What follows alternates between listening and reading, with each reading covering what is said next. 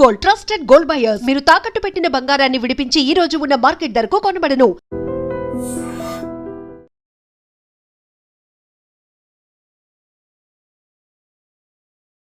రాజమండ్రిలో డాక్టర్ ప్రియాంకని ఇద్దరు దుర్మార్గులు చాలా దారుణంగా బైక్ని ఢీకొట్టేసి వెళ్ళిపోయిన ఘటనలో డాక్టర్ ప్రియాంక పరిస్థితి చాలా అంటే చాలా సీరియస్గా ఉంది. డాక్టర్ లేక హోప్స్ లేవు అని అన్నట్టుగా కూడా సమాచారం వస్తుంది.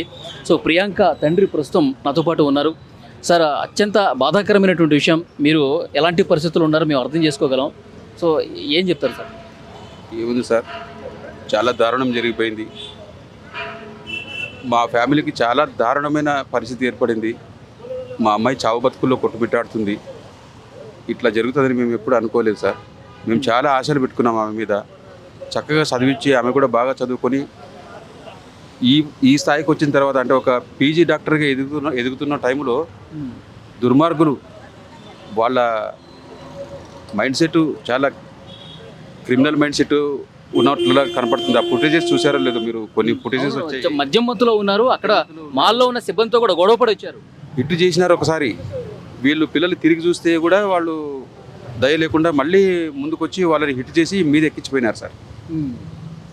చాలా బాధేస్తుంది సార్. అసలు మా కుటుంబానికి మాకు తీరని లోటు, మా కడుపు కోత మేము ఎవరికి చెప్పుకోవాలో అర్థం కావట్లేదు సార్. మా బాధ. ట్రీట్మెంట్ జరుగుతుంది లోపల. డాక్టర్లు కూడా హోప్ లేదనే చెప్తున్నారు. ఆ రోజు నుంచి ఎంతో ప్రయత్నం చేస్తున్నాం సార్. ఏదో ఒక మూల అదృష్టం ఉందేమో, ఏదైనా మిరాకిల్ జరుగుతుందేమో, ఎట్లన్నా మా కూతుర్ని బతికించుకోవాలని పదే ప్రయత్నాలు చేస్తున్నాం సార్. కానీ పరిస్థితి అయితే చాలా విషమంగా ఉంది సార్. చాలా ఏమాత్రం చలనం లేదా సార్? డాక్టర్ చలనం లేదు, అసలు మన మీద ధ్యాస లేదు. ఆ వెంటిలేటర్ మీదనే ఊపిరి కొట్టుకుంటుంది ఇప్పటికీ. అది సార్. ఏమన్నా కళ్ళు తెరవటం కానీ అట్లా ఏమన్నా సార్? ఏం కళ్ళు, ఆ లైట్లు వేసి కూడా చూస్తున్నారు కానీ ఏమీ లేదు. ఇంకా ఆ హోప్ 1% అన్న ఉండొచ్చు అంటున్నారా? ఒకవేళ 1% అన్న ఉందేమో, బాగా అవుతుందేమో అని మేము ఆశించే ఇంకా ప్రయత్నాలు చేస్తున్నాం సార్. వాళ్ళైతే హోప్లెస్ చెప్తున్నారు సార్. ఇంకా ప్రయత్నించామని మేము మరీ వాళ్ళకి అడిగి ట్రీట్మెంట్ ఏదో ఒకటి చేయండి, బతికించండి అని మేము ప్రాధాయపడుతున్నాం సార్. అది సార్. సార్, పోలీసులు మిమ్మల్ని కాంటాక్ట్లోనే ఉన్నారా? ఏం చెప్తున్నారు పోలీసులు? పోలీసులు అయితే కాంటాక్ట్లోనే ఉన్నారు. అక్కడ రాజమండ్రిలో మేము వెళ్ళినప్పుడు కూడా వెంటనే వాళ్ళని పట్టుకొచ్చినారు సార్.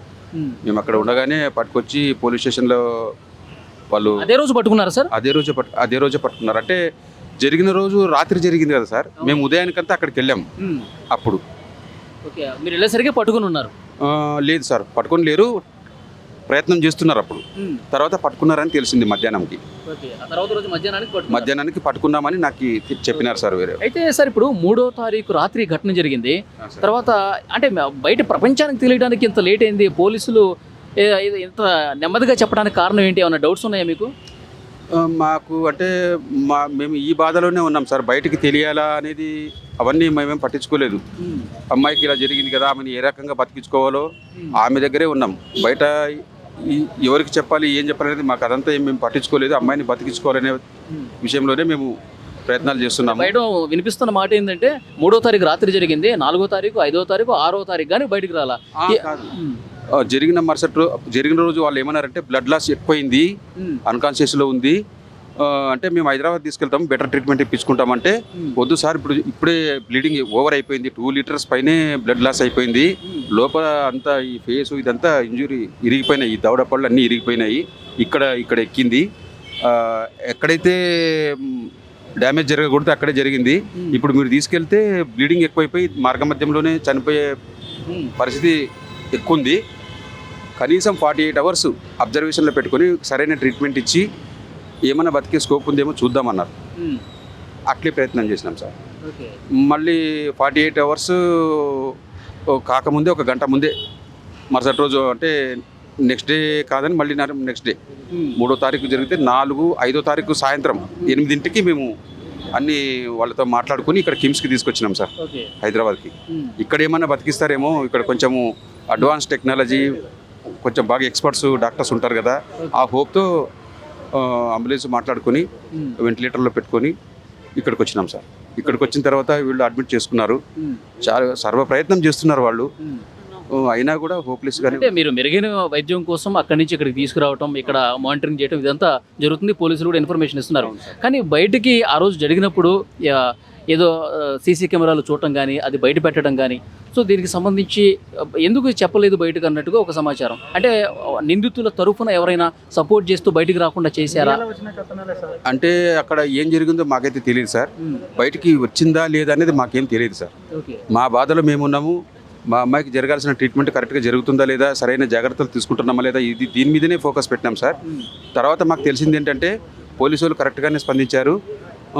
వాళ్ళని పట్టుకొచ్చే ప్రయత్నం చేస్తున్నారని తెలిసింది. మధ్యాహ్నానికంతా పట్టుకొచ్చారని కూడా తెలిసింది. తర్వాత హాస్పిటల్కి పోలీసు వాళ్ళు వచ్చారు. నేను అనుకుంటా సిఐ గారు, ఎస్ఐ గారు, మిగతా కానిస్టేబుల్ కొంతమంది అంతా 5-6 వచ్చారు. తర్వాత జిఎస్ఎల్ మెడికల్ కాలేజ్లో చదువుతుంది కదా మా అమ్మాయి, ఆ కాలేజ్ చైర్మన్ గారు అందరు వచ్చారు. ఇలా జరిగిందండి, సిచ్యువేషన్ ఇలా ఉంది, అమ్మాయి కండిషన్ ఇలా ఉంది అని చెప్పారు. క్లియర్గా మాకు ఎక్స్ప్లెయిన్ చేశారు. మేమేం కోరుకున్నామంటే ఇంత దుర్మార్గంగా ఇటువంటి మైండ్ సెట్ ఉన్న వాళ్ళని శిక్షించాలి. ఇంత దారుణంగా మాలాంటి వాళ్ళ కడుపు కోతకి వీళ్ళే కారకులు, ఇటువంటి వాళ్ళని శిక్షించాలా. చాలా దారుణమైన, అక్కడ స్పీడ్ కూడా లేదు సార్. రోడ్ యాక్సిడెంట్ అంటే స్పీడ్లో పోయేటప్పుడు బై మిస్టేక్ జరిగేవి ఉంటాయి. ఇది వాంటెడ్లీ చేసినట్లుంది. వాళ్ళని పట్టుకోవాలి సార్ అని చెప్పి వాళ్ళకి సరైన శిక్ష పడాలని మేము అక్కడ కూడా అడిగినాము. ఆల్రెడీ మేము ఆ పని స్టార్ట్ చేశామండి, పట్టుకొచ్చామని. ఏంటి సార్ ఇంకొకరికి అసలు ఇలాంటిది ఉండొద్దు, ఇంకొక తల్లిదండ్రులకి ఇలాంటి కడుపు బాధ ఉండొద్దు, దానికోసం ఏం చెప్తారు సార్? నాకేమనిపిస్తుంది అంటే సార్, ఈ బాధ అనుభవించిన తర్వాత నాకేమనిపిస్తుంది అంటే, డ్రింక్ చేసిన వాళ్ళ వెహికల్స్ ఏమన్నా ఉంటే తాళం చెవి తీసేసుకొని పోలీసులకు ఇన్ఫామ్ చేసి వెహికల్ చేతికి ఇవ్వకూడదు సార్. వాళ్ళు ఎలా నడుపుతారో బయటకు పోయిందో, వీళ్ళు ఏం చేస్తున్నారు, ఫైన్ వేసి పంపించడమో లేకపోతే ఇంకెవరైనా వస్తే వెహికల్స్ ఇవ్వడమో అట్లా చేయకుండా లాగేసుకోవాలి. కీ లాగేసుకుంటే వెహికల్ పోదు కదా, వాళ్ళు తీసుకెళ్ళలేరు కదా. కనీసం జరగబోయే ప్రమాదానికి ఒక సేఫ్టీ ఉంటుంది, అదొకటి అనుకుంటున్నాను సార్. ఇలాంటి మైండ్ సెట్ ఉండే వాళ్ళకి భయం కలిగేలాగా సరైన శిక్ష. తాగి అట్లా రోడ్ల మీదకి వచ్చి చంపడం అంటే వాళ్ళు ఉగ్రవాదులతో సమానం కదా సార్. అంతే కదా సార్. ఇప్పుడు మేము ఏం పాపం చేసినాం సార్? మా అమ్మాయి ఇంత బ్రైట్ ఫ్యూచర్ ఉన్న అమ్మాయి కళ్ళెదురుగా ఇలా అయిపోతే మాకు ఎంత బాధ ఉంటుంది సార్. మా ఫ్యామిలీకి ఎంత బాధ, కన్నవాళ్ళకి మాకెంత నరకం సార్. ఇది ఫర్దర్ లైఫ్ బతకడం ఏ రకంగా ఊహించుకున్నా ఎలా బతకాలో అర్థం కాని పరిస్థితి. ఇప్పుడు చదువంతా పూర్తయిపోయిన తర్వాత, ఎండీ కంప్లీట్ అయిన తర్వాత ఆమె కోసం సపరేట్గా ఒక హాస్పిటల్ పెడదామని చెప్పి ఆలోచన చేశారంట కదా సార్? అదైతే ఆలోచన అనుకున్నాము. ఇంకొక 3 ఏళ్లలో అయిపోతుంది కదా, తర్వాత ఏదైనా ఒకటి మంచిగా ప్లాన్ చేసుకుని మా ఏరియాలోనే ఎక్కడైనా ఒక మంచి హాస్పిటల్ కట్టుకుని ఆమెకు ఒక మంచి లైఫ్ ఇవ్వాలి. ఆమె మా ఇంట్లో పెద్ద కూతురు కాబట్టి ఆమె మీదే మా అందరి హోప్స్, మా ఫ్యామిలీ. నాకేం కొడుకులు లేరు సార్, 3 ఆడపిల్లలే. ఈమె పెద్దమ్మాయి డాక్టరు, మాకు అందరికీ అండదండగా ఉంటుంది ఈమె అని అనుకున్నాం సార్. అటువంటి ఆశలన్నీ అడియాసలు చేసినారు సార్. సరే, మీ మిసెస్ గారి ఆరోగ్యం ఎట్లా ఉంది సార్? బాగానే ఉందా? ఈ వార్త విని కొంచెం ఏదో డల్ అయినట్టుగా ఇన్ఫర్మేషన్ వస్తుంది. ఆ రోజు మాకు ఫోన్ వచ్చిన వెంటనే మేము ఇక్కడ రెడీ అయిపోయి బయలుదేరాం సార్. అర్ధరాత్రి 12ంటికి మేము బయలుదేరిపోయాం. 12కంతా అక్కడక్కడ ఉండేవాళ్ళు గ్యాదర్ అయిపోయినాం. ఇంట్లో నేను బయట ఉన్నాను, ఇంకా ఇంట్లో లేడీస్ అందరూ రెడీ 12 గంటలకు బయలుదేరినాం. మాకు 9:30, 10 ఫోన్ వచ్చింది. మేము 12 లోపలే బయలుదేరిపోయాం. ఉదయం 6:30కి అక్కడ వెళ్ళిపోయినాం సార్. అప్పుడు ఆ సిచ్యువేషన్ చూసి, ఆమె ఆ బ్లడ్ అదంతా చూసి, ఆమె ఉండే కండిషన్ చూసి ఆమె ఫిట్స్ వచ్చేసి తట్టుకోలేకపోయింది.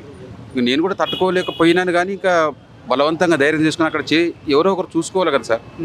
ఇంకా ఆమె తట్టుకోలేక ఫిట్స్ వచ్చినాయి సార్. అక్కడే మళ్ళీ ట్రీట్మెంట్ ఇప్పించినాం ఆమెకు కూడా. అది హాస్పిటల్, అదే పేరేమి హాస్పిటల్, అది స్వతంత్ర హాస్పిటల్ సార్. స్వతంత్ర హాస్పిటల్లో అది సార్. సో ఫైనల్గా ఏంటి సార్, ఇప్పుడు వైద్యులతో ఏం మాట్లాడారు మీరు? వాళ్ళు ఇప్పుడు వైద్యులు కండిషన్ క్రిటికలే అంటున్నారు. ఇంకా ఏదన్నా కొంచెం గట్టిగా ప్రయత్నిస్తే బతుకుతుందేమో అని మాకు ఆశ ఉంది సార్. కానీ స్కోప్ అయితే ఏమీ లేదని చెప్తున్నారు వాళ్ళు. ఇంకా ట్రై చేయమని మేము అడుగుతున్నాం సార్. పరిస్థితి అయితే చాలా విషమంగా ఉంది. బతికే స్కోప్ అయితే ఏం కనపడతలేదు సార్.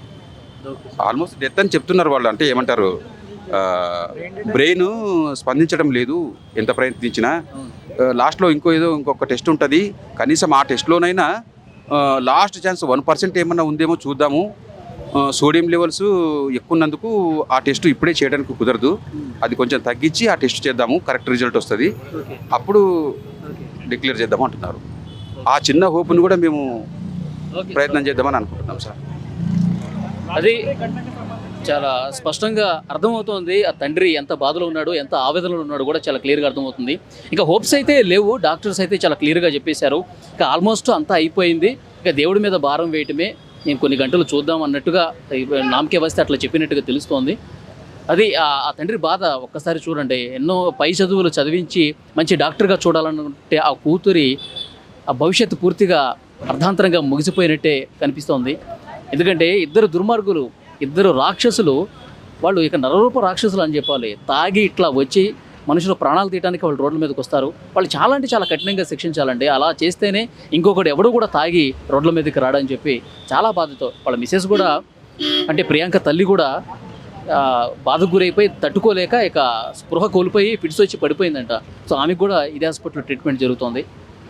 ఇక అది పోలీసులు ఒకవైపు ఇన్వెస్టిగేట్ చేస్తూ ఉన్నారు, మరోవైపు ఇక డాక్టర్లు చివరి ప్రయత్నంగా వాళ్ళు ఏదో చేస్తూ ఉన్నారు. కానీ ఆల్మోస్ట్ అంతా అయిపోయింది అని చెప్పి ఆ తండ్రి చెప్పడం కూడా మనం చూసాం.